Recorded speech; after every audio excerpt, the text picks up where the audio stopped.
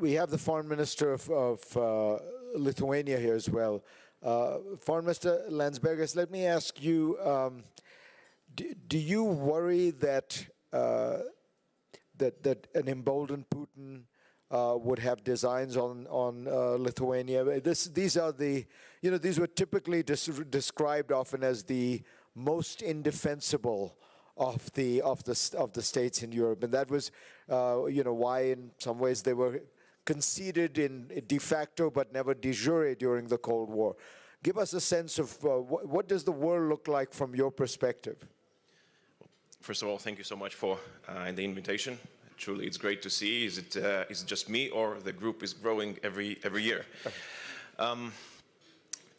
Honestly, I would start from the joyous fact that whenever I'm listening to the group of friends of Ukraine, I can say that we're on the same page. We're committed. We have been committed from the first day, and I hope that we will continue doing that.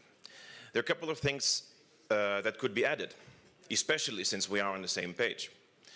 First of all, I think it would be good, and speaking about the messages to Putin, to commit not just to as long as it takes, but change the "it" to victory, and change to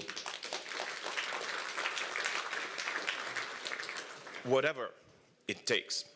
I think that's a very strong deterring message to Vladimir Putin. The second thing is equipment. Again, we're talking all the right things, and I hope I won't spoil the party.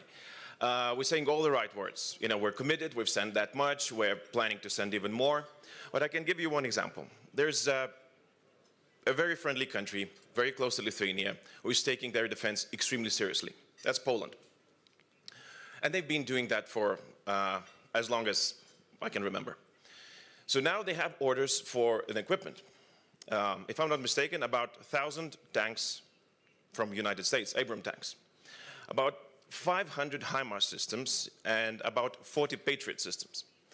Poland is roughly the same size, the same population as Ukraine. And Poland has the Article 5. So it gives you an idea what a military planner is planning to have in case Russia attacks. Not 40 HIMARS, 400, not 80 tanks, 1,000. So this is what we need to pledge if we are committed to the first fact that we want to win. And now,